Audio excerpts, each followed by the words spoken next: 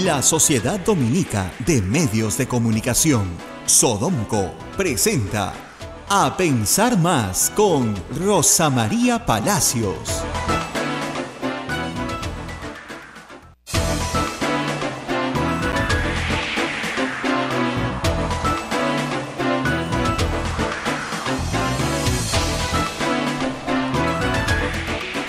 Muy buenos días, señoras y señores, bienvenidos a Pensar Más con Rosa María Palacios a través de las emisoras de la Sociedad Dominica de Medios de Comunicación. En Lima nos escuchamos a través de Radio Santa Rosa, en Chimbote estamos conectados por RSD, Radio Santo Domingo, en Arequipa, Radio San Martín, en Cusco, Radio Veritas, en Ucayali, Radio Cepagua, la Convención, Radio Quillabamba, Puerto Maldonado, Radio Madre de Dios. Son las emisoras dominicas del Perú. También nos escuchan ustedes en Huánuco a través de Radio Huánuco, Ayacucho, Radio La Voz de Ayacucho. En Puno nos escuchan por Radio Pública, en Ancash por Radio Moro, en Huancayo por Radio Cumbre, que es la radio del Arzobispado, en Satipo, Radio Milenio, en Abancay, Radio Estación Solar, en el Vicariato Apostólico de Yurimaguas nos escuchan por Radio Oriente, en Chota, Cajamarca nos escuchan por Radio Los Ángeles, Apumaque Stereo, y AM Tagua nos pone en podcast en todo el Perú y el mundo. También puedes descargarnos en tu teléfono celular la aplicación Play Store. Y está el icono de Radio Santa Rosa y siempre vas a estar escuchando la programación de nuestra emisora durante las 24 horas del día.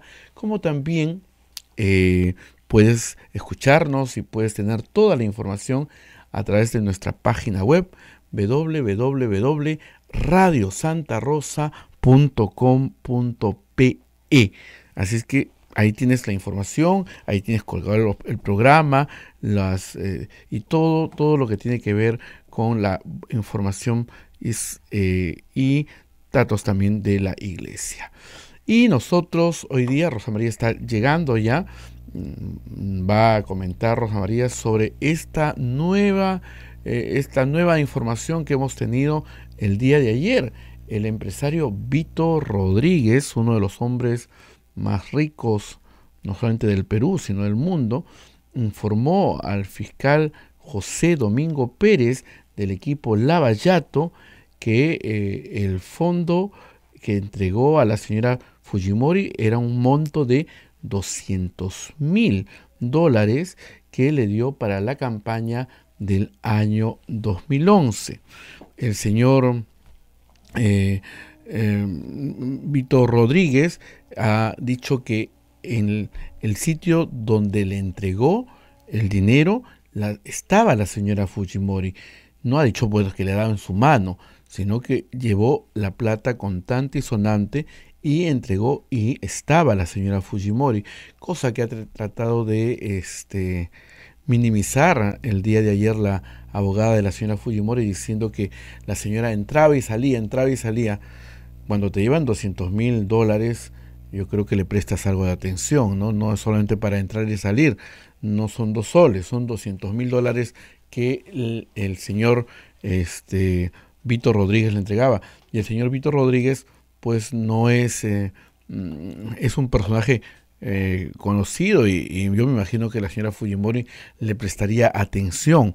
No es como afirma la señora Loza, su abogada, que dice que entraba y salía de la habitación, que ella prácticamente ni se enteró que le habían dado en ese momento $200,000. Bien, Rosa María va a estar comentando sobre este punto y también sobre lo que pasa en el Tribunal Constitucional, que hay bastante preocupación porque el señor Blume no ha incluido las declaraciones de Jorge Yoshiyama Sasaki. Todo esto vamos a escuchar el comentario de Rosa María Palacios con todas estas nuevas noticias que el día de ayer nos trajeron y bueno, creo que no fueron nada buenas para la señora Keiko Fujimori. creo que tiene que bastante para reflexionar estos días. Todos tenemos que reflexionar en estos días, la verdad. Muy buenos días a nuestros oyentes en el Perú y en todas partes, por cierto. Muchísimas gracias por toda la audiencia que hemos tenido ayer, ¿no?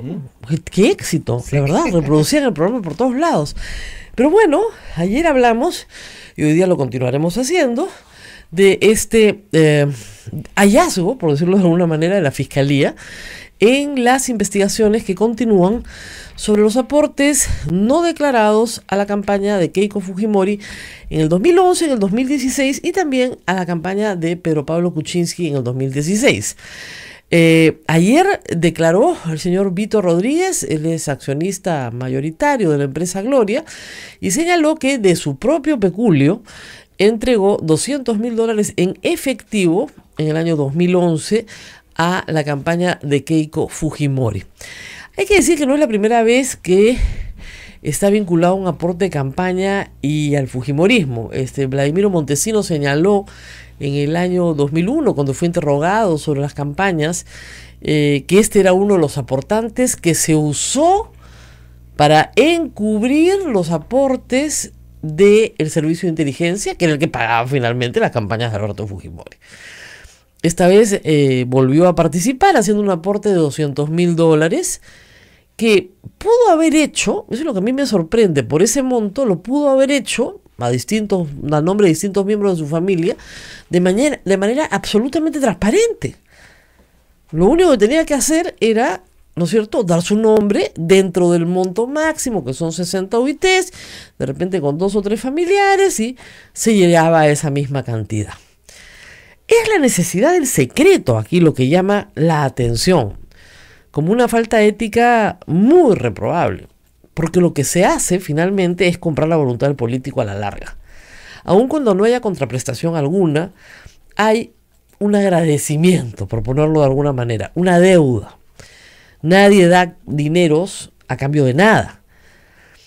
Y en eso hay que discutir la defensa del señor Dionisio Romero. Anoche estuvo el doctor José Ugaz, que ha estado con nosotros muchas veces, entrevistado, una persona respetable, pero creo que esta vez su defensa tiene muchos problemas éticos y de transparencia. Lo primero que hay que decir es que se pretende de la defensa del señor Dionisio Romero que estemos agradecidos con el señor Dionisio Romero. Primero porque ha dicho la verdad, lo cual está muy bien. O sea, decir la verdad está muy bien. Pero no te demoras 8 años en decir la verdad. Cuando te demoras 8 años en decir la verdad, es que no estás diciendo toda la verdad. Y en el caso de la campaña del 2016, 3 años en decir la verdad. Es una verdad que llega tarde. Yo les he dicho que yo felicito a todos los que digan la verdad, porque nos van a ayudar a una reconstrucción histórica de lo que pasó en las campañas en el Perú. Pero tampoco es motivo pues de aplauso lo que ha hecho, ¿no?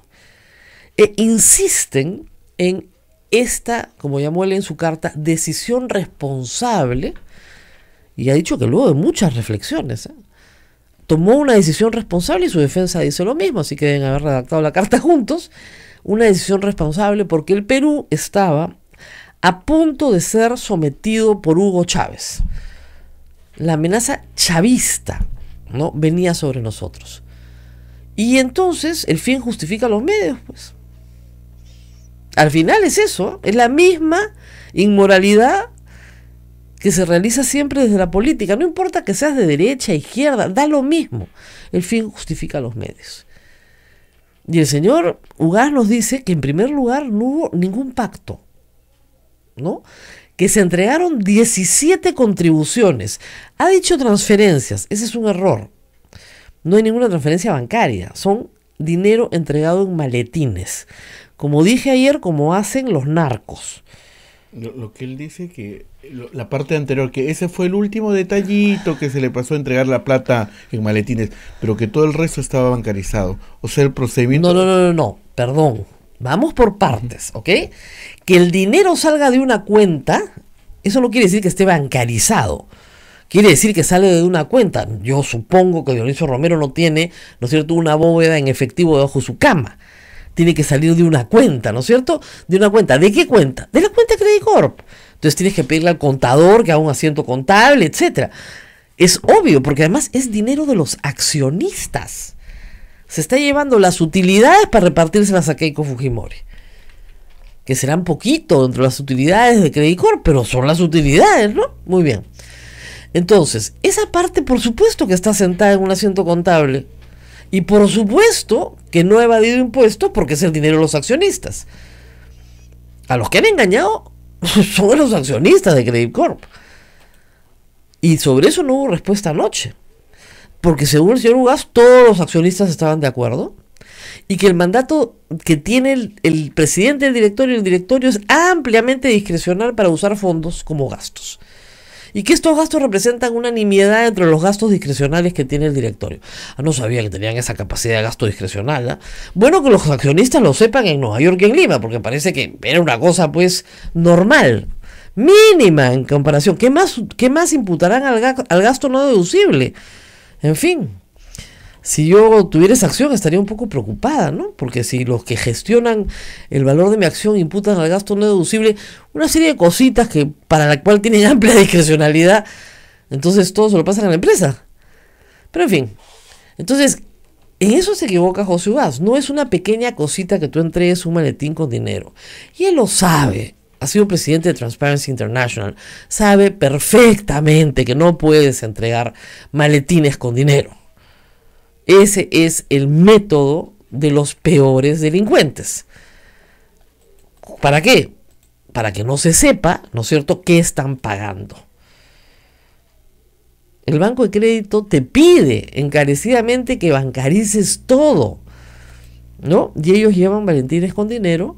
O sea, miren la moral, ¿no? Llevan maletines con dinero que además, según el testimonio del señor Ugas, el señor Romero no le decía cuánto había y Keiko Fujimori no preguntaba cuánto había tampoco.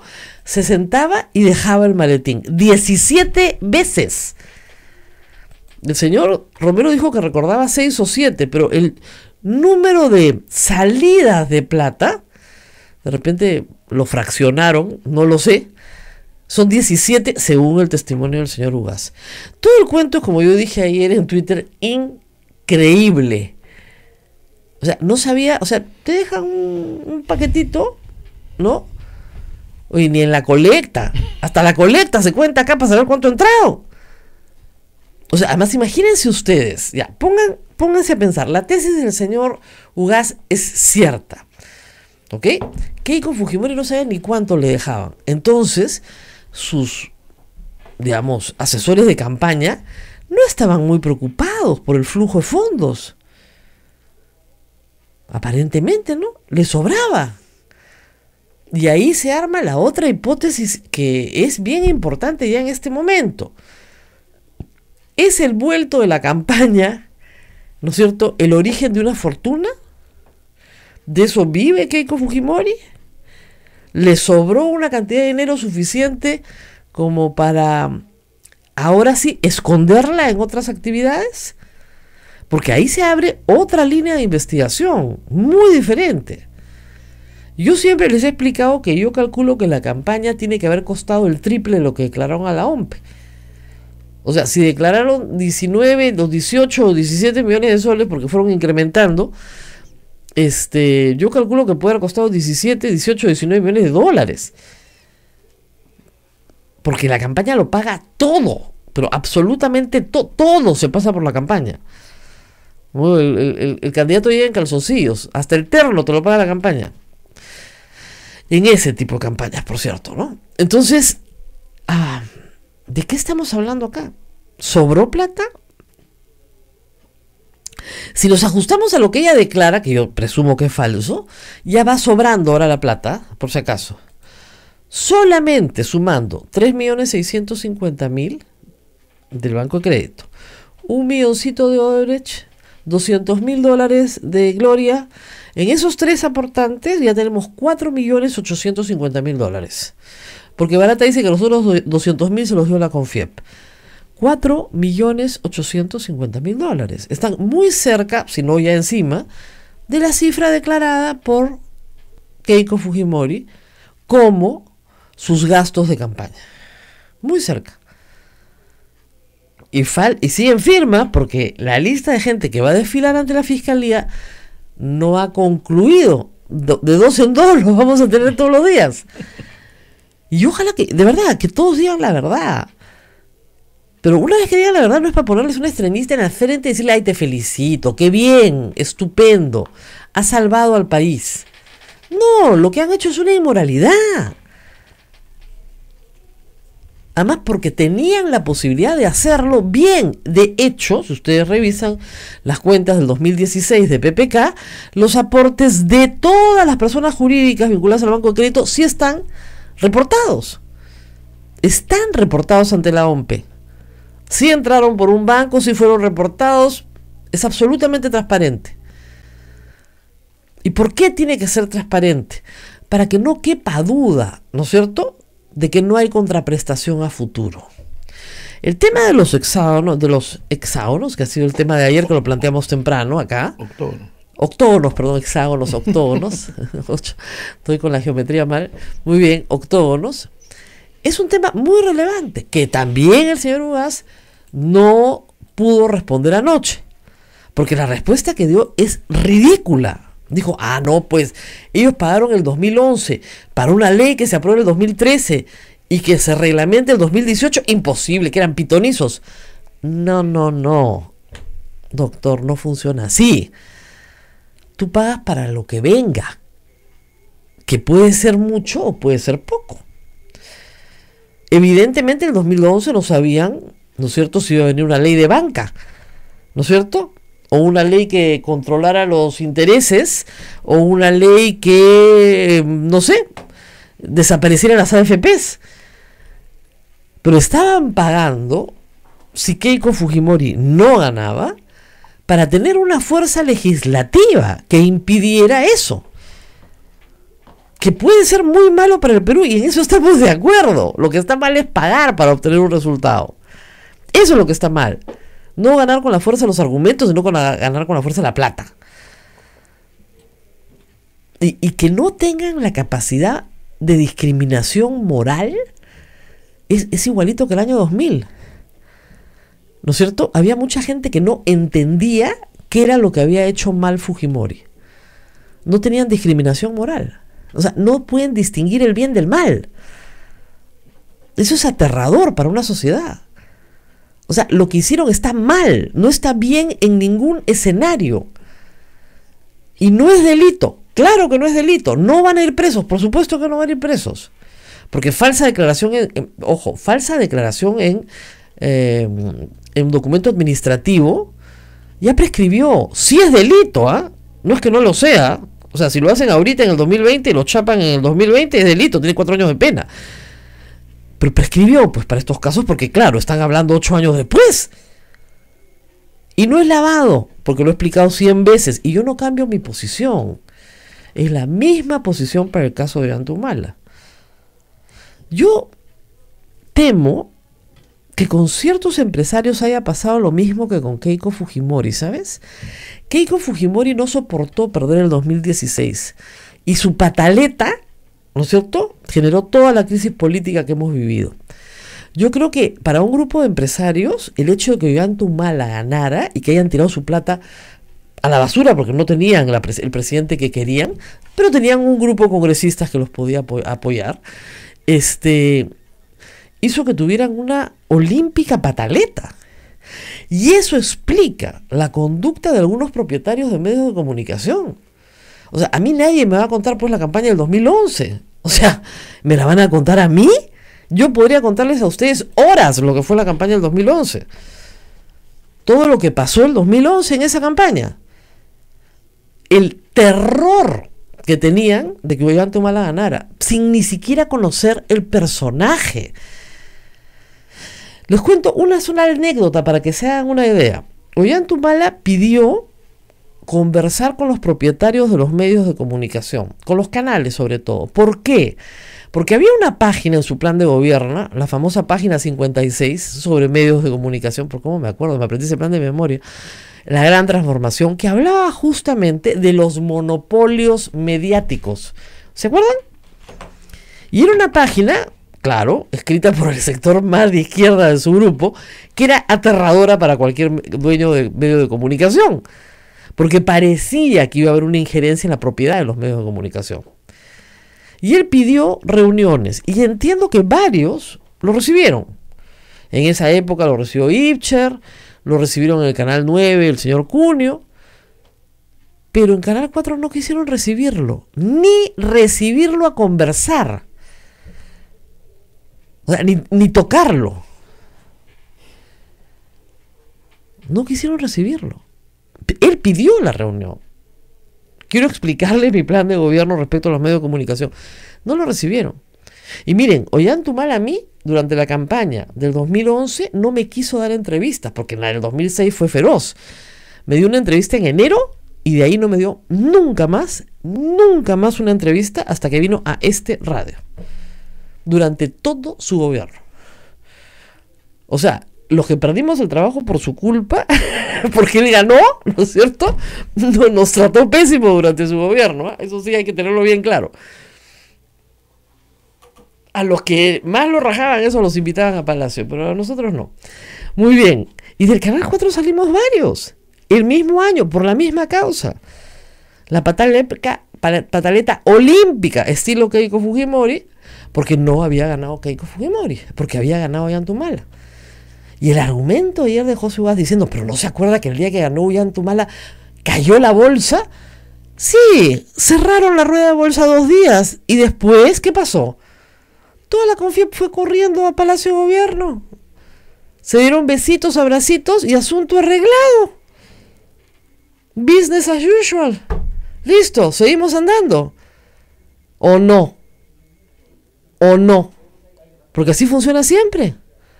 Igual con Vizcarra. ¿No se acuerdan? El primer día la Confiep saca un comunicado diciendo que esto es un golpe de Estado, la ruptura democrática, qué sé yo.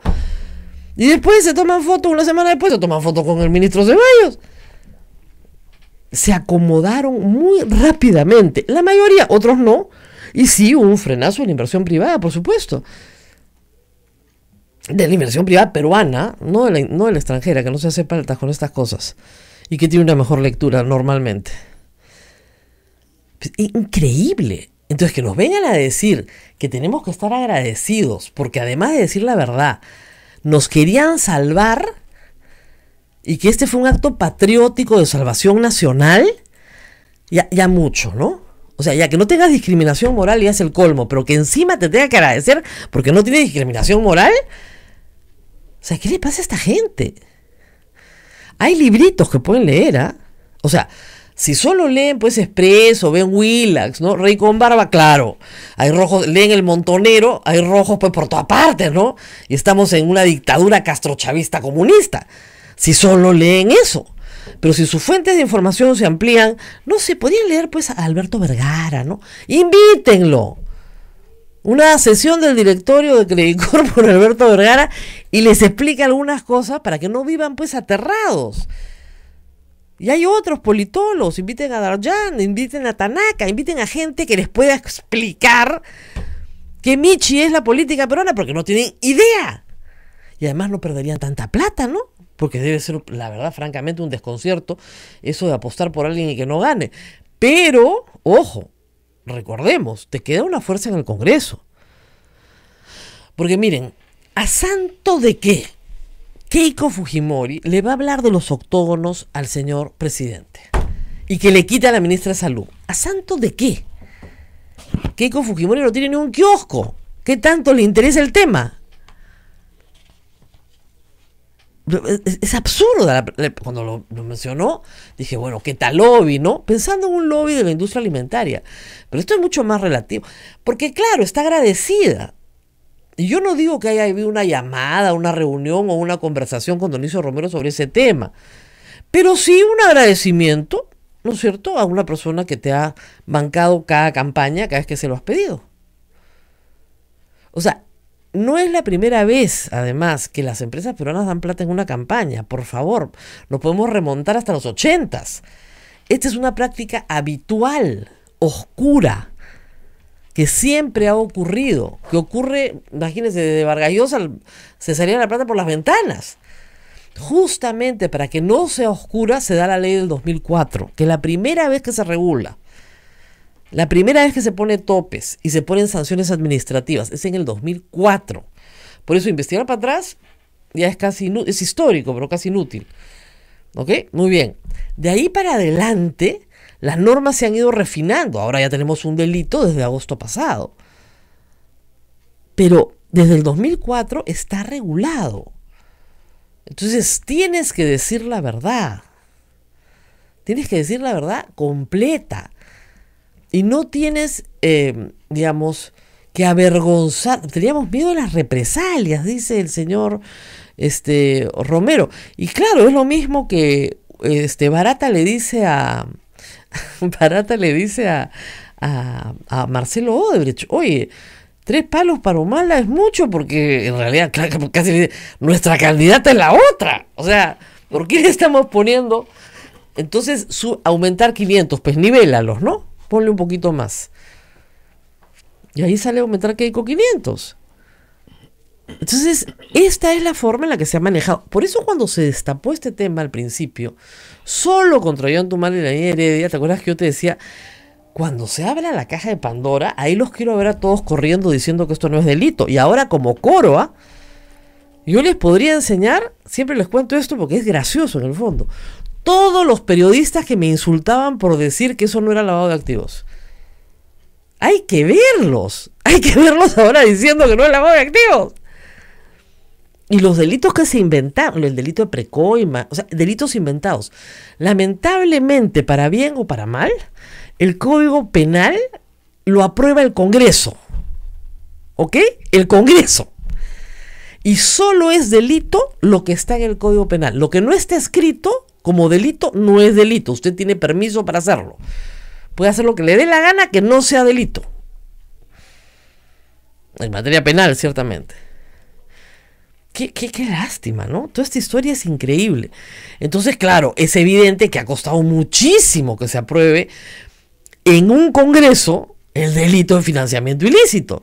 Ha costado años de batallar esto. Y yo al principio decía, tiene que ser delito. Y muchos expertos en el tema me decían, no basta con que sea, que pierda la inscripción. No basta, porque esta es una práctica extendida. Y miren, estamos hablando de empresas, entre comillas, serias. ¿Ustedes se imaginan lo que debe ser el ingreso del dinero en efectivo del narcotráfico en todas las campañas a nivel nacional? Piensen en las campañas regionales, provinciales, distritales. El ingreso de la minería ilegal, del narcotráfico, de dinero verdaderamente ilícito que se lava en campaña. ¿Ustedes se imaginan lo que es eso? O sea, si no ponemos un pare ya y un pare efectivo, esto va a seguir produciéndose en el tiempo. Y se puede producir en esta campañita que tenemos ahorita, que es solo parlamentaria. ¿Por qué? Porque cada congresista baila con su pañuelo. No pueden poner propaganda en radio ni en televisión, pero cada uno tiene que pagar su campaña, casi sin fiscalización. Porque cada uno tiene que rendirle cuenta a la OMPE. Y son más de 3.000. Y normalmente no presentan ningún dato sobre su campaña, si hayan gastado 15 soles en comprar, ¿no es cierto?, seguidores en Facebook. No hay eso, ¿no? Entonces, eso es muy, muy complicado. Eso no puede seguir pasando. Y no hay que estar agradecidos a las personas solo por decir la verdad. Podríamos estar más reconocidos si mostraran algún nivel de arrepentimiento. No hay ningún nivel de arrepentimiento, ninguna disculpa pública por tratar de torcer la voluntad popular. No lo consiguieron. O sea, ¿en qué estaban pensando? Y todo el mundo ayer se reía. Yo no soy una persona de izquierda. Yo creo en la empresa privada y en la iniciativa privada libre. La defiendo, pero no defiendo inmoralidades, pues. O sea, tienen que tener un sentido de las cosas. O sea, a mí lo que me sorprende es que nadie se haya parado y haya dicho ahí, esto no lo podemos hacer. O sea, algo cambió, evidentemente, porque para el 2016 establecieron una política, alguien dijo, no podemos seguir en este plan, tenemos que cambiar las normas, y efectivamente el Banco de Crédito tiene una política pública en la web, y las donaciones del 2016 se ajustan a esa política. Pero tanto era el miedo en el 2011. Hay mucha gente que me dice, no, el miedo no es real, estaban comprando. Sí, yo entiendo que van a conseguir un beneficio a la larga. ¿Ok? Nadie da dinero por las puras. Pero el miedo sí era real. O sea, yo lo viví en Canal 4. Era ridículo. ¿Sabes qué pasa? Que a mí me daba risa. Porque la paranoia en gente que supuestamente es informada no termina más que dándote risa. O sea, las cosas que yo he escuchado, yo decía, pero estos son disparates. Las llamadas que he recibido sobre las supuestas conductas de Nadine Heredia y Iván Tumala, ustedes no lo pueden creer, el nivel de frivolidad. Y todo era paranoia pura. Nunca más se vuelven a llamar. Y además ni siquiera se acuerdan de que te han llamado para decirte eso. O sea, paranoia pura, pero pura. Entonces tú decías, no puedo creer. ¿Por qué no leen más? ¿Por qué no se informan? ¿Por qué llamen a más gente? Y claro, si tú tienes un grupo empresarial muy pequeño en número de personas y todas se hablan entre ellas todo el tiempo, y no hablan nada más que entre ellas, entonces, claro, se retroalimentan. Y es una retroalimentación negativa, porque la retroalimentación siempre es, nos van a quitar, no es una amenaza. No. Entonces, claro, la paranoia comienza a ser cada vez más angustiante, al punto que puedes llevarte $3.650.000 de tus accionistas y entregárselos en maletines a una candidata que no pregunta cuánto hay en el maletín, ¿eh? Que ni siquiera se toma la molestia de preguntar cuánto hay en el maletín. No le interesa. No le interesa. ¿Por qué? Ayer la señora Loza... No está urgida. No. No tenía urgencia. La señora Loza, no sé si la escuchaste esa noche, decía que cuando el señor Vito Rodríguez entregó la plata, la señora estaba ahí, sí, pero ella entraba y salía de la habitación, o sea, como que iban a dejar 2 soles o 3 soles, que no le interesaba, no, entraba y salía. Imagínense, chicos, acá que alguien nos trajera $200.000. Mira la cara de todos. Bueno, para empezar llamaríamos a la policía, porque es evidente que no es para nosotros. O sea, nos daríamos cuenta que esto no es para nosotros. Ay, Dios mío, estamos vendiendo rifas a 5 soles por si acaso. Si quieren colaborar los del Banco de Crédito con una buena causa, acá tenemos una. Pero vamos a hacer una pausa, tenemos un candidato, ¿no es cierto? Sí, tenemos un candidato. Tenemos un candidato y luego vamos a hablar de nuestros temas también, porque hay el Congreso es la Semana Teológica, ¿no es cierto? ¿Cuál es el tema? Vamos a dejarlo ahí y regresamos con... Todos los años hay una Semana Teológica en Lima. Sí. ¿Ustedes sabían? Bueno, ahora ya lo saben. Vamos a hablar de eso también. Pero regresamos con candidato, con Semana Teológica, con noticias del sínodo y con todo lo demás. Sodomco, Sociedad Dominica de Medios de Comunicación.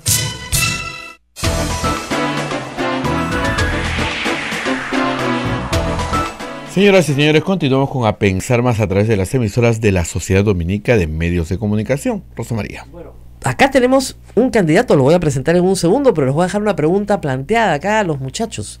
¿Ustedes saben cuál es la ciudad del mundo que tiene la mayor concentración de peruanos? Fuera del Perú, ¿no? Ciertamente. Tiene más gente que Puerto Maldonado, que varias ciudades capitales del Perú. Todos se quedan pensando, ¿dónde vive mi tía? ¿Dónde vive mi tía? A ver. ¿Ah? Cerca de Nueva York. En New Jersey. Paterson, New Jersey. Ahí nos escuchan, ¿eh? Así que un saludo cariñoso a todos los peruanos en Paterson, New Jersey. Ahí viven aproximadamente 100.000 peruanos. No es la primera minoría porque hay más puertorriqueños, ¿eh? Pero compiten. Y el centro de Paterson, New Jersey lo tienen realmente tomado. Usted camina por ahí, hay Inca Kola, hay panetón, hay Papa María, hay choclo el nuestro, no esa cosita que venden allá. Todo, anticuchos, picarones, procesión del Señor de los Milagros, un 28 de julio a todo meter, ¿no? Un 28 de julio con plata gringa, la muerte, ¿ya? Y por supuesto, hay gente peruanos que viven allá, que votan y que quieren participar activamente en la política del Perú. Este es el caso del señor Ángel Berrocal Alba, que está acá con nosotros y es candidato al Congreso de la República por el partido político Democracia Directa. Él reside muy cerca a Patterson, ahora nos va a contar. Muchas gracias por estar con nosotros. Gracias, Rosa María. Un placer estar en Radio Santa Rosa, no es la primera vez, he venido acá hace 2-3 años y ciertamente Patterson, en realidad somos 3 millones, más de 3 millones de peruanos en el exterior. En el exterior, claro, pero la concentración en los Estados Unidos está ahí. Está ahí, está en Florida, pero la mayor concentración en una ciudad es Patterson y sus alrededores. ¿En qué ciudad vive usted? Yo vivo en Little Falls, que está a 2 pueblos de Patterson, por eso la concentración es en Patterson, pero con los pueblos alrededores la concentración es la más fuerte, ¿no? La jurisdicción es de Nueva Jersey, Pensilvania, del consulado, hay 13 consulados en Estados Unidos, y esa jurisdicción maneja más de 200,000 personas, en realidad somos más de 300,000 ahí, porque la gente no se inscribe finalmente a registrarse. ¿Cómo les cayó la noticia de que la señora Rosita Bartra los había dejado sin votar? Bueno, estábamos nosotros analizando un poco porque se dice que no todo en la política es casualidad. En las últimas elecciones presidenciales, hace algunas 3-4 elecciones, los fujimoristas ganaban, pero en las últimas 2-3 elecciones en el exterior, la concentración del voto va por los favoritos. Y en las últimas 2 elecciones el fujimorismo ha perdido, o en este caso Fuerza Popular. Al perder, me supongo que es un análisis político. Si es que ellos van a permitir que nosotros sigamos votando, estarían votando. No, pero es inconstitucional quitarles el derecho al voto, pues. Absolutamente. Todo ciudadano que nace en el Perú tiene el derecho de votar y ser elegido también. Por lo mismo es que estamos acá tratando de participar. Señor Berrocal, usted en su biografía que nos alcanzó narra que usted sale del Perú, vivía en Comas en el año 86, años muy difíciles para el Perú, ciertamente. Muchísimos peruanos se fueron. El señor Berrocal tiene casi mi edad, 55 años. Esa es la generación que nos fuimos, yo regresé, pero la mayoría se quedó, y una generación muy castigada, pero usted nunca se nacionalizó norteamericano. ¿Por qué? Exacto. Siempre tuve... Bueno, yo era activista comunitario con los peruanos pero en el exterior. Y siempre veía la necesidad. Porque, por ejemplo, para dar algunas cosas, más o menos desde el año 2000, mi activismo con otras personas, a nosotros por el pasaporte nos cobraban $145. Claro. Y finalmente con esta lucha, una lucha larga, porque no teníamos representación, pero una lucha larga, hemos logrado que sea ahora aproximadamente $25. El DNI nos cobran $37. Claro. Y ahora también es el 7, la unidad monetaria del país donde corresponda. Mi padre, los pudimos llevar, él es jubilado, cobraba una pensión de 500 soles.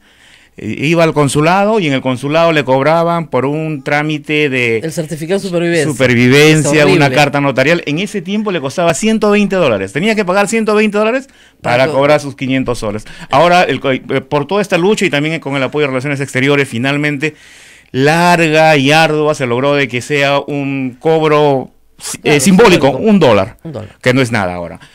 Estas luchas nos han llevado a buscar realmente una representación en el Distrito Electoral 27, porque como muy bien dices, nosotros somos 3.900.000 votos hábiles.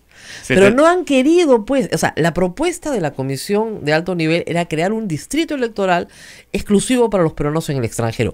Usted en 2 minutos nos ha dicho varios problemas que le aseguro que muchísimos peruanos en el Perú no saben que ustedes afrontan. Exacto. Los pagos consulares, las tasas, todo esto. Muy bien. Después hay otros problemas más. Sin embargo, por desechar esa propuesta, tacharon todo el artículo y ustedes se quedaron sin votar. Exacto. Esperemos que el nuevo Congreso cree el Distrito Electoral Especial con 2 representantes de los peruanos en el exterior, porque tienen una problemática particular, muy particular. Ahora bien, si salen elegidos, la gente dirá, ¿cómo van a hacer para ir y venir del lugar donde residen? Claro, eso es un problema geográfico. Pero antes de ir al otro tema, también teníamos que, no solamente tenemos quejas, sino nosotros, cuando hemos salido del Perú, estamos aportando generalmente, todos los años, más de 3.000 millones. En estos momentos, ¿de dólares, somos, no? Sí, el tercer rubro en el Producto Bruto Interno. Así es. Y no hay nadie en el Perú, creo yo, de que no conozca a su prima, hermano, amigo o alguien que esté en el exterior. Yo hago esa encuesta siempre en clase y les digo, a ver, levanten la mano. Hay 2 preguntas que hago, ¿no? ¿Quién tiene sus 4 abuelos nacidos en Lima? Nadie levanta la mano, nadie. ¿Y quién tiene algún familiar, como dices, hermano, primo, tío, alguien de la familia viviendo en el extranjero? Y toda la clase levanta la mano. Yo también levanto la mano. Claro, entonces es una realidad. O sea, el 10% de la población está fuera del Perú. Y tienen que tener una representación. De esos 3 millones votan unos 900.000. A la hora de la verdad vota la mitad por los problemas geográficos y todo lo demás. Pero hay un bolsón de votos ahí. Muy bien, señor Ángel Berrocal, pero usted postula pues por un partido que tiene pocas opciones, ¿no? Democracia Directa. Bueno, en realidad Democracia Directa es el único partido, sin haber estado jamás en el gobierno, le ha devuelto algo a los peruanos. Es la lucha que ya tiene 20 años del FONAVI. Yo sé, ha sido una lucha popular. ¿Qué número lleva usted? El 20, coincidiendo con los 20 años del FONAVI. Y nosotros lo que estamos haciendo es la casita, ver, inclusive hasta ahora se sigue haciendo esta lucha. Pero lo que el punto principal, estoy como invitado en Democracia Directa, porque ellos fueron los que me llamaron. El punto principal de ellos, y coincidimos en esto, es el cambio de la Constitución total. ¿Total? Total. Para esto el Democracia Directa ya tiene el número para hacer el referéndum. Ya se han conseguido 2.300.000 firmas. Les encantan los referéndums a Democracia Directa. Mire, yo discrepo profundamente de esa organización política, porque estas asociaciones le cobraban pues una cuota a la gente, ¿no? Y yo creo que lo que fue pagando en cuotas a lo largo de los años fue menos de lo que recaudó el FONAVI, y alguien se hizo rico en el camino. Pero aparte de eso, llevaron a referéndum un tributo, esa es la verdad, con un tribunal constitucional que los apañó. Pero bueno, lo hicieron, se los apañaron. ¿Ya? Yo no entendí nunca por qué no salió 100%, porque los tributos no pueden ser llevados a referéndum. Y cambiar completamente la Constitución, seguramente ya tienen una escrita, no es en este momento para un Congreso de 2 legislaturas una posibilidad, bueno, ni remotamente. Estamos hablando del referéndum de los 2.300.000, pero hablemos un poco sobre el cambio de la Constitución. La Constitución, ¿no? Nosotros tenemos ¿qué artículo quiere cambiar la Constitución? La historia, bueno, estamos hablando de todos, ¿no? Bueno, pero ¿cuáles no le gustan en particular? Primero hablemos de ¿qué es lo que es la Constitución y cómo nos ven? Tú que has estado en Estados Unidos y yo que he tenido la oportunidad de estudiar en varias universidades a costa de trabajo y sudor, me han dado los profesores, he sentido vergüenza cuando dicen que nosotros, inclusive señalándonos que somos unas republiquetas o países bananeros, porque justamente cambiamos la Constitución cada cierto tiempo. Ahora, se concentra y se congrega las personas, los pensadores, los luchadores de las revoluciones, Montesquieu, Richelieu, y hacen la Revolución Francesa. Antes de esto hacen en Estados Unidos Adams, Washington, Hamilton, y hacen lo que se llama la Constitución. Se constituyen para crear el país, luego de la lucha hacen y se constituyen para crear el país. Nosotros también en las épocas en que se nos da la libertad nos constituimos y hacemos la primera constitución media monárquica y después vitalicia, y hacemos una que se le conoce como la madre de todas las constituciones, que es la tercera constitución. Nuestro pensador principal en esta constitución que tenemos no es Richelieu, no es Adams, es Montesinos. Y nosotros el proyecto que yo tengo... Señor, rápido, por favor. Sí. Mire, le voy a decir una cosa, porque le estoy teniendo poca paciencia. No, está bien. ¿Ya? Porque yo también estudié Derecho Constitucional en la Universidad de Texas en Austin. Nunca me dijeron que el Perú era una republiqueta. A mí sí. Qué pena. ¿En cuál habrá estudiado usted? No sé. Pero nunca me dijeron que el Perú era una republiqueta. Y dos, la Constitución de los Estados Unidos ha tenido un sinnúmero de enmiendas e interpretación 28, a través de la Corte Suprema. 28. ¿No es cierto? Entonces, es evidente que no es la misma Constitución que aprobaron los Founding Fathers, porque había esclavitud en ese entonces, solo por poner un ejemplo, ¿no? Entonces podríamos poner más ejemplos históricos. ¿Qué artículos de la Constitución de 1993 usted rechaza? Déjeme terminar el punto. No le gusta que sea Montesinos el autor, que no es el autor, pero en fin. Lo que no le gusta el 93. El plan mío, que no es el plan de todos, el plan es restaurar la Constitución madre de todas las constituciones y a través de todos los cambios, con los sistemas... ¿De 1830? Permítame terminar, exacto. Restablecer eso. Y... No, está bien. Está buena. Y restablecer a través de enmiendas que usted misma ha mencionado, que funcionan en los Estados Unidos, las nuevas medidas que funcionan para que el Perú siga funcionando, para que el Perú siga en el modelo que está. La del siglo XIX. Usted sabe que esa Constitución es previa a la abolición de la esclavitud, ¿no? No estamos hablando de la Constitución, la misma Constitución con la que fundaron los Estados Unidos, que también usted misma ha mencionado. No, ya sé, pero de que es de la Constitución, y por una enmienda Castilla decreta la abolición de la Constitución en 1855. Usted quiere la previa.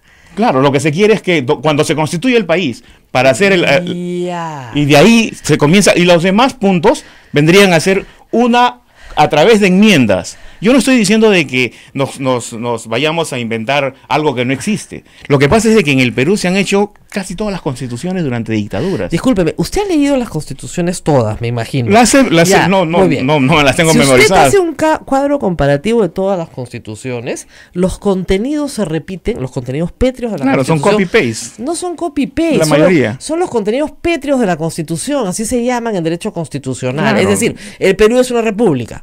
El Perú es una república unitaria. Eso se repite en todas las constituciones. No es un copy-paste, es la esencia de la república. Claro, y sumados a los derechos universales del ser humano, por supuesto. La esencia de la república no ha cambiado en 200 años, la esencia. Por eso, si usted revisa la Constitución del 93 con la del 79 y la del 33, encontrará todas las equivalencias. Lo que hay son modernizaciones. ¿Cómo yo entiendo el derecho a la libertad de prensa? Lo entiendo como ahora libertad de informarme e informar. Seguramente en el siglo XIX lo entendía como prensa escrita, como nada más. Entonces hay una evolución natural. Pero usted no me puede decir que quiere regresar a la Constitución del siglo XIX, ¿ya? Esclavista. Pero con las enmiendas de las que se está hablando. Y no solamente eso. Parece mucho. Créame, es la peor técnica jurídica que hay. Ahora, hay muchas técnicas jurídicas. Es la peor. Bueno, en su opinión, Claro, pero ahora, mire, nosotros digamos, y en la suya es la mejor, y fíjese que nadie lo acompaña. Nadie en el universo jurídico, ni siquiera Antauro, ha propuesto regresar a las constituciones del siglo XIX. Yo no estoy diciendo que estamos diciendo que cuando el Perú se constituye, y hace sus primeras asambleas luego de la revolución, ese es donde se declaran los derechos universales. Está leyendo muchos libros sobre los founding fathers de la independencia de los Estados Unidos. Y lo que le quiero decir es una cosa. Nosotros no tuvimos regresemos a nuestra constitución actual. No tuvimos eso. Regresemos a nuestra constitución. A la actual. A la cual se está defendiendo y que la que no se quiere cambiar. No, pues se puede cambiar, por supuesto. ¿Qué es lo que no le gusta a la constitución? ¿No se dan cuenta en qué situación nos encontramos ahora mismo? No, pero ¿qué artículos no le gustan? No se dan cuenta de que los últimos nadie le 5... puede contestar una pregunta tan sencillita. Tiene que haber algún artículo que le molesta más que otro. Alguno. Esta constitución ha sido... Bueno, realmente por artículos no les puedo decir. Lo que luego puedo decir es la experiencia de vida. La experiencia de vida que nos ha dado esta constitución. 5 presidentes en la cárcel. ¿Y qué tiene que ver eso con la constitución? En la constitución no dice que los presidentes pueden robar. En ningún artículo está permitido que el presidente robe. Nosotros no estamos diciendo de que todo lo que funcione para que el Perú siga progresando como lo está progresando. Yo le recomiendo, si no recuerdan ningún artículo, que la próxima vez que nos veamos la lea y me diga qué artículos no le gustan. ¿En qué artículo dice que el presidente puede robar, que puede ir preso? Pero eso son como medias preguntas ilógicas, ¿no? O sea, en ningún documento se va a ver eso, ¿no? ¿Para qué vamos a cambiar algo que no tiene que ser cambiado? Usted identificó claramente, no le gusta la Constitución porque fue creada por Montesinos. Y la anterior por una dictadura militar, porque todas las asambleas constituyentes son una solución a un quiebre. Por lo mismo. Y los Founding Fathers salen ¿de qué? De una guerra. De una guerra contra la corona inglesa. De eso hablamos.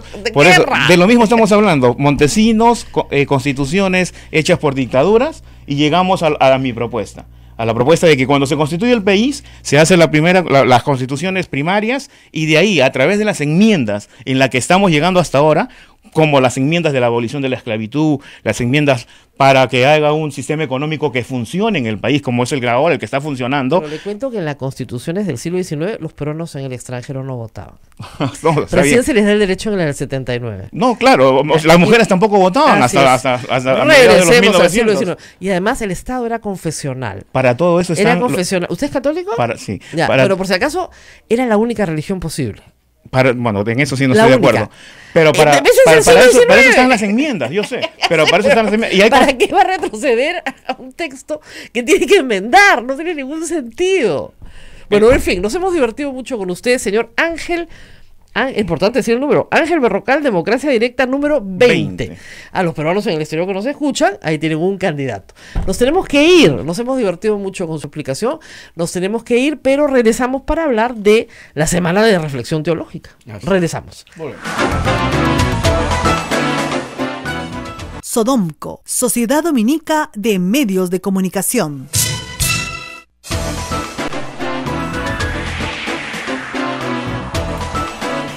Continuamos con A Pensar Más a través de las emisoras de la Sociedad Dominica de Medios de Comunicación. Rosa María. Bueno, y que les contábamos hace un instante, vamos a salir de la política para ir a otra cosa un poquito mejor para la vida de ustedes. Hace un instante que el ISET, el Instituto Superior de Estudios Teológicos, organiza todos los años una semana de reflexión teológica, pero muy aterrizada en lo humano, ¿eh? No vayan a pensar que solamente acá se habla de Dios, se habla también de los seres humanos y mucho. Y el tema de este año, ha habido años que han escogido el tema de la corrupción. El tema de este año tiene mucho que ver con el sínodo amazónico. Y el título que le han puesto es Escucha, hermano, el grito de la tierra. O sea, tomemos conciencia de lo que está pasando en nuestro mundo, ¿no es cierto? La hermana Zuli Rojas está aquí, ella es misionera dominica del Rosario, de la comunidad de Puerto Maldonado, que hacen un bien enorme. Ustedes no se imaginan todo lo que hacen estas mujeres, son unas genias, ¿ya? Y yo sé que están pasando un mal momento porque están con una epidemia de dengue muy dura en Puerto Maldonado, y sé que son las misioneras las que están ahí poniendo el hombro, porque ellas están en educación, en salud, en conseguir identidad, en defender a las mujeres contra el maltrato, en fin, contra todas las formas de explotación están las hermanas ahí dando la batalla en uno de los lugares más duros y más difíciles del Perú para trabajar. Así que, hermana, cuéntenos cómo le fue en Roma, porque usted ha estado en el sínodo, fue a representar allá a las mujeres justamente que trabajan en la Amazonía y a llevar, digamos, el sentir de lo que está pasando en las zonas más duras del país. Bueno, cuéntenos, ¿cómo fue su experiencia en Roma, hermana? Buenos días, Rosa María. Te agradezco la invitación y agradezco la invitación a los de Radio Santa Rosa. Mi saludo para todos los radioescuchas. Yo sé que a esta hora, además de las redes que conectamos, porque te seguimos, se conectan otras radios hermanas de los dominicos. Todititas. Todas las radios. Toda la red Sodomco. A ver. Más otras más, por supuesto. Sí. A ver, sobre mi experiencia en el sínodo, la verdad es que yo lo considero que fue un regalo de Dios. ¿Así? O sea, el sínodo amazónico yo creo que marca un antes y un después en la vida de la Amazonía, en la vida, ojalá, en la vida de la humanidad por completo, ¿no? Entonces, lo que hemos abordado como temática, pues sí, es la problemática de la Amazonía, y para nosotros, la Amazonía como lugar de encuentro con Dios también.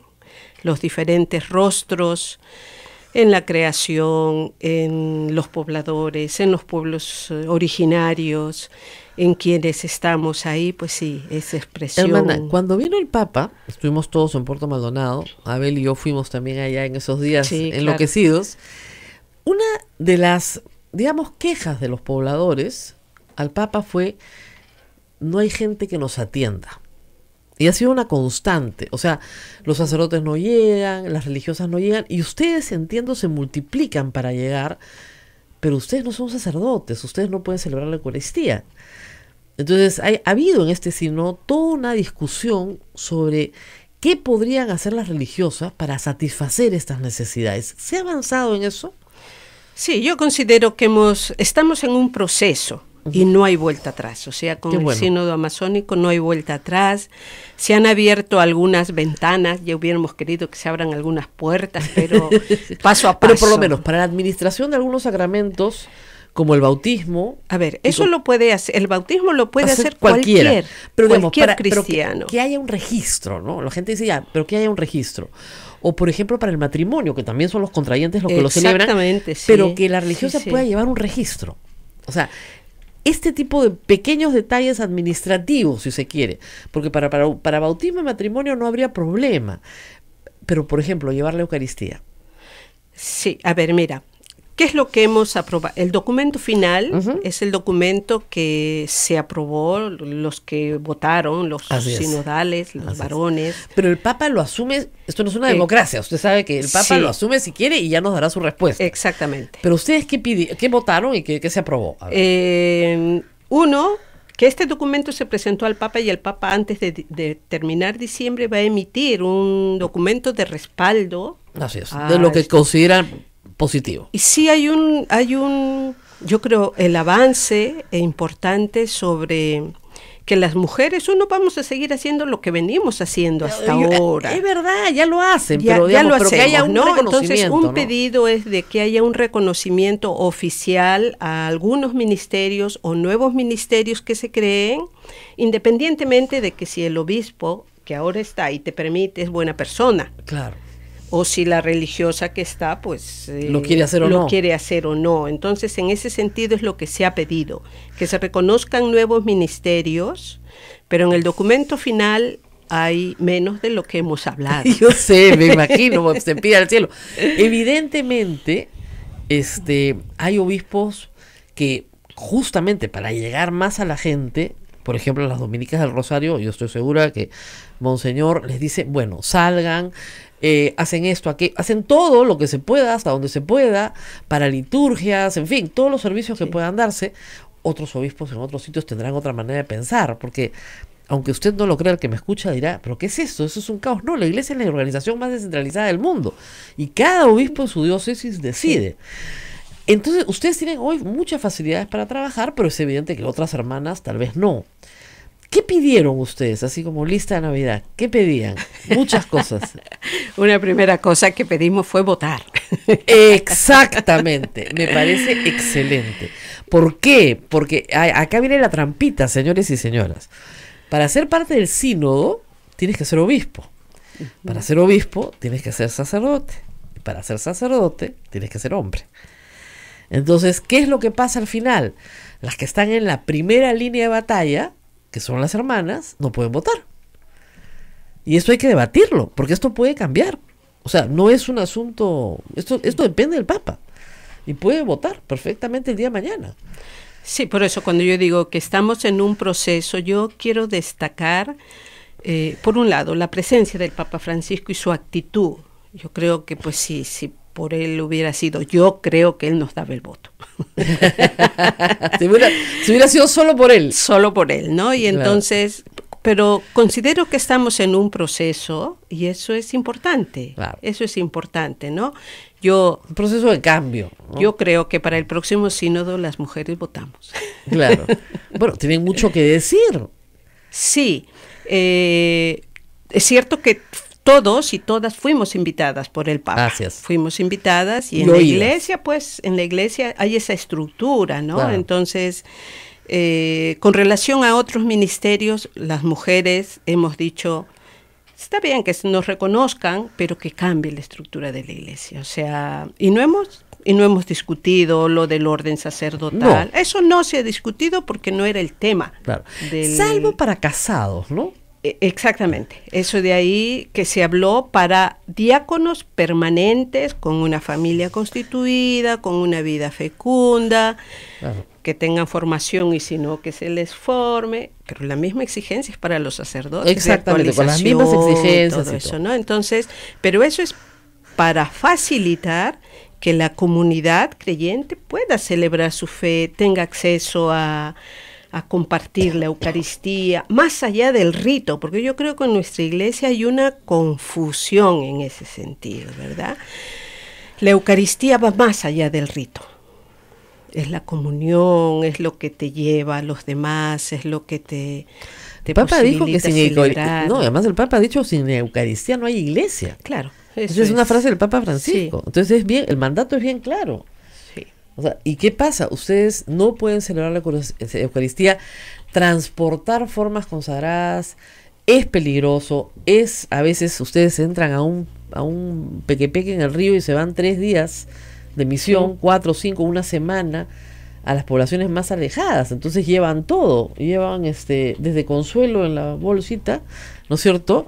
Pero también medicamentos, también comida, también esto, y también la paraliturgia, y también bautizan a los que hay que bautizar, casan a los que hay que casar, pero digamos, ya no pueden hacer eso también, es mucho, ¿no? Sí. Y es que además es la frecuencia con que lo hacemos, porque efectivamente nosotros, ahora en el Vicariato de Puerto Maldonado, yo formo parte del equipo itinerante que estamos visitando las comunidades nativas. Claro, pero puede ser que a una comunidad le toque una vez al año. 1, 2, claro, máximo 3. Veces al año. Sí, por combustible, claro, costos y llegar todo eso, es difícil. Pero estamos yendo en equipo, entonces estamos yendo con el sacerdote, el padre vicario es el que nos está... Vamos, hacemos equipo con Cáritas.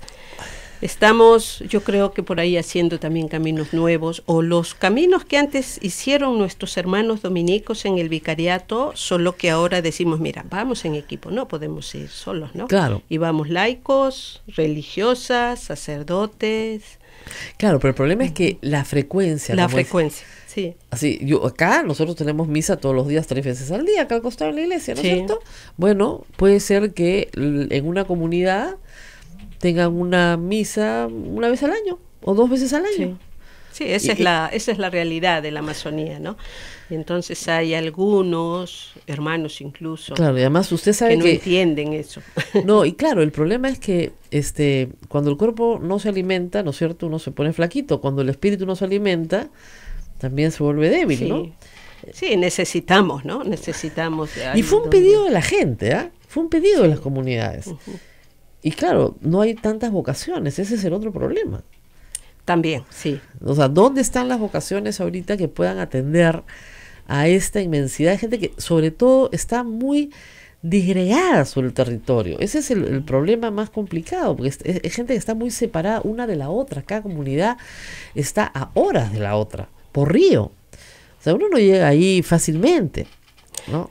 Sí, por eso yo creo que cuando se nos ha insistido desde el pre-sínodo en este caminar sinodal, caminar juntos, juntas, se nos pide pues que caminemos con los pueblos originarios, con las comunidades nativas, con los laicos. Ahora, esa siempre fue la misión de los dominicos Sí. durante 100 años, más de 100 años ya en el vicariato Sí. apostólico Y en San otro- Juan Bautista. No. No, ¿cómo se llama? El vicariato Puerto apostólico Maldonado. de Puerto Maldonado. Sí, de Puerto Maldonado. O sea, la gente no lo sabe, pero las dominicas de Rosario prácticamente fundaron la ciudad.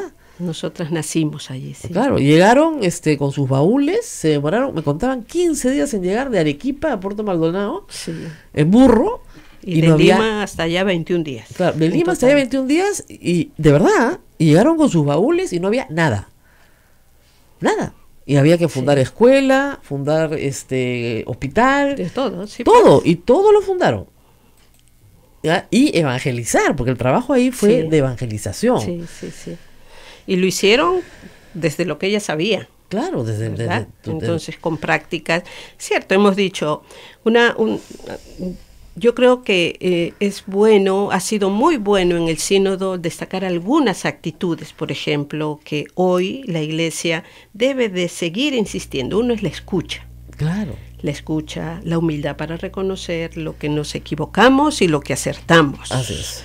Y luego hoy la conversión. Si no cambiamos, es que nuestra tentación es seguir haciendo lo mismo y de la misma manera. Entonces la invitación de la conversión, de las 4 conversiones, ¿no? La cultural, la sinodal, pastoral, ecológica, es un todo que nos tiene que permitir ser esa iglesia en salida. Ahora, ustedes, hay ahí otros grupos religiosos. Entiendo que los grupos evangélicos también van a hacer este trabajo. ¿Compiten con ustedes? ¿Perjudican el trabajo de ustedes? Mira, ¿O más bien complementan? Ajá. Hay diferentes situaciones. La verdad es que soy de la idea de que aquello en lo que no vale la pena no hay que invertir las energías. Así es. Pero sin embargo, la iniciativa, por ejemplo, interreligiosa para el cuidado de los bosques, hemos tenido ya varias reuniones que han estado presentes los pastores. Pues yo creo que la preocupación de la defensa de la Amazonía, de la vida en la Amazonía, va más allá del credo religioso, ¿no? Y Ahora, entonces ustedes ahí estamos. enfrentan, además de la distancia en algunos casos, también otros problemas sociales muy complejos. Y uno es la trata. Sí. Ustedes trabajan muy duro en temas de trata porque efectivamente en los barrios de La Pampa, que no están muy lejos de Puerto Maldonado, es donde se explotan niñas y adolescentes que se traen de todo el Perú en la venta de cerveza. Hay proyectos muy bonitos de rescate, ¿no es cierto? Pero a veces es difícil rescatar a las chicas porque no quieren salir de eso. ¿Cómo les ha ido en ese ministerio, digamos? Sí, a ver, desde este año prácticamente se ha reactivado la veeduría sobre trata de personas. tú has conocido a nuestra hermana Pamela, que era la que coordinaba la veeduría, y entonces... Un huracán en la selva, como decía yo. Pero un tiempito, casi un año, 9 meses por ahí estuvo desactivado y ya ha regresado a Chile. Entonces llegábamos 2 a la comunidad nueva, pero en este deseo de trabajar juntos, CHS Alternativo ha vuelto a hacer presencia ya más permanente en Puerto Maldonado y se ha reactivado la veeduría. Entonces estamos ahí nuevamente, hay algunas capacitaciones. Claro, es que la trata de personas es consecuencia de la minería, ¿verdad? Y entonces... Pero también un poco consecuencia de la pobreza, porque las chicas que llegan de Cusco, de Puno, de Lima, son chicas a las cuales reclutan con las promesas de unos sueldos que jamás podrían tener en su realidad. Y el problema es que no tienen salida. Ese es el problema. Sí. O sea, no solamente las han engañado, probablemente, sino también que ya una vez que están ahí, no hay forma de desengancharse. Entonces, las salidas de empleo, las salidas de escuela, son muy difíciles. Ustedes se han encontrado con esa pared muchas veces, ¿no? La policía va, las libera y ellas vuelven a entrar. ¿Cómo manejar esa situación? Más al margen de que se haya controlado la pampa, porque usted sabe que donde se controla, ¿no es cierto?, más allá se vuelve a abrir otro, ¿no? Sí, a ver, yo creo que tiene que pasar por alternativas integrales, o sea, claro. y a todo nivel, planteadas por el gobierno, porque efectivamente la intervención en La Pampa con Mercurio, la operación Mercurio, lo que ha hecho es que en las otras zonas estén entrando los mineros. Claro. Y amenazan a los miembros de las comunidades nativas para que no denuncien. Bueno, se desplazan a zonas más agrestes, sí, pero que ya ahí se habitan otras comunidades. Incluso de reserva. Claro. Y se ubican, bueno, algunos son invitados por la misma comunidad. Por las mismas, en alguna comunidad, pero es por concesiones madereras, claro, que no tienen que ver con las comunidades, ¿no? O sea, eso es una realidad. Y con relación a las chicas, efectivamente, en el encuentro macrorregional sur, se nos decía, los fiscales, los jueces que estuvieron, decía, llegamos al careo y la joven no quiere acusar a su padrino, porque claro, de él le da el celular. Entonces es una situación compleja que yo creo sí que pasa por estas soluciones de alternativas integrales que permitan acoger, atender, que se formen, que puedan trabajar. Como el restaurante, los gustitos del cura. Buenísimo, ¿eh? Sí, sí. Buenísimo, sí, esa sí. es una gran idea. Muy buena. El mejor sitio para comer en Puerto Maldonado, además. Ahí trabajan adultos hoy, pero que fueron niños explotados en su momento y rescatados. Entonces se les da un empleo, una capacitación, entonces ya no tienen que regresar. Entonces hay que tener este tipo de estrategias, como dice, integrales desde el Estado, desde la iglesia, para que la gente salga, porque si no, se enganchan y no hay forma de salir.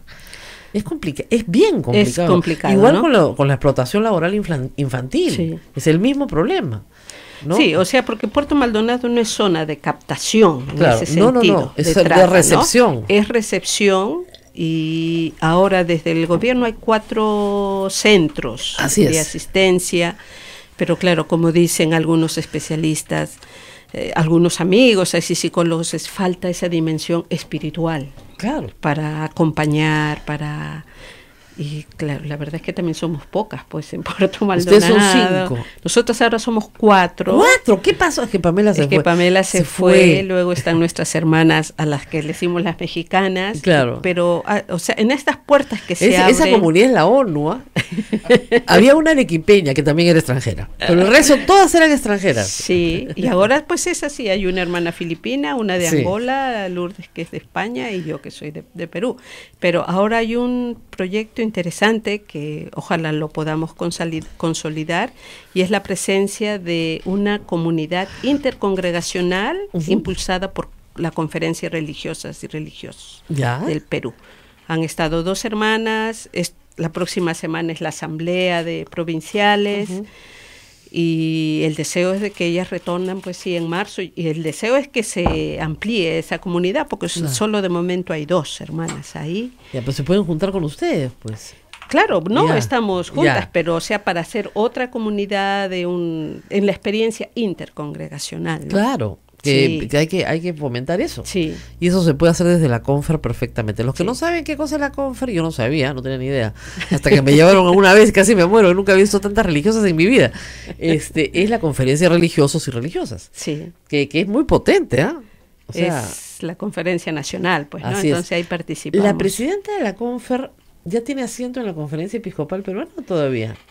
Mira, creo que todavía, no sé ahora, yo creo que las cosas han cambiado con el nuevo arzobispo también, eso hay que decirlo. El de Lima, dice usted. Sí, el de Lima. Porque, Pero el presidente claro, de la Conferencia Episcopal es Monseñor Cabrejo. No entiendo por qué no tiene una religiosa sentada en su conferencia bueno, episcopal.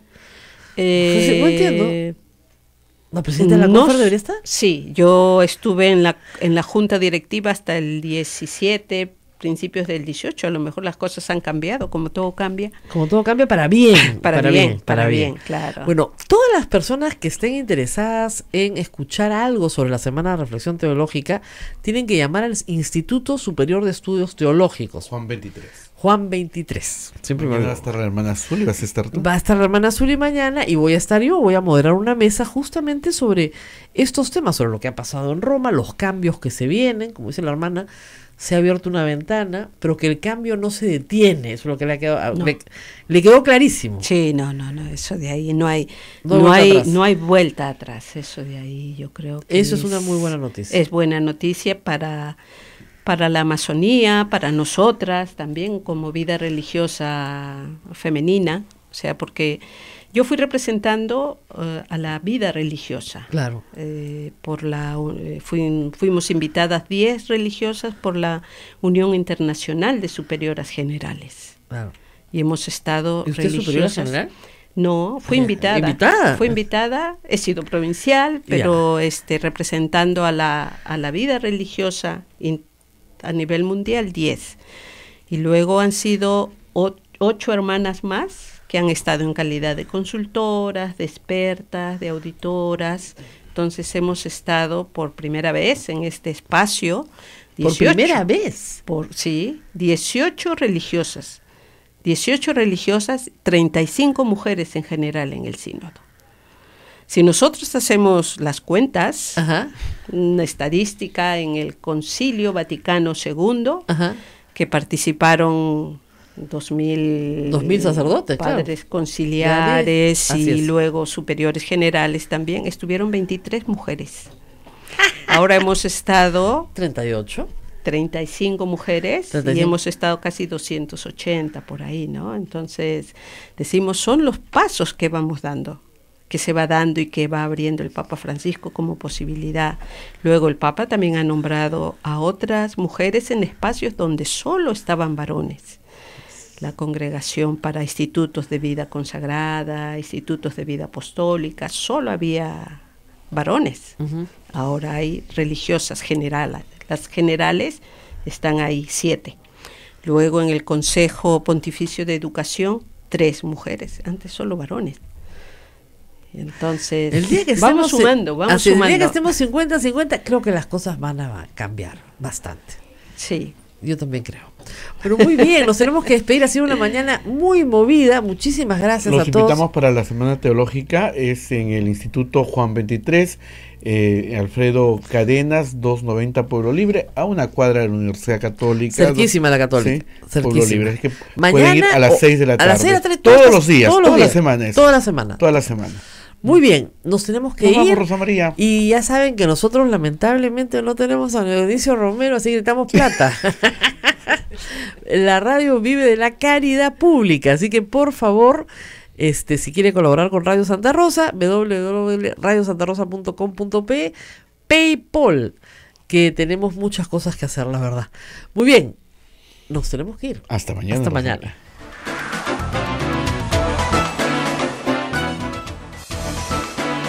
Hasta aquí, A Pensar Más con Rosa María Palacios. Este programa fue producido por la Sociedad Dominica de Medios de Comunicación, Sodomco.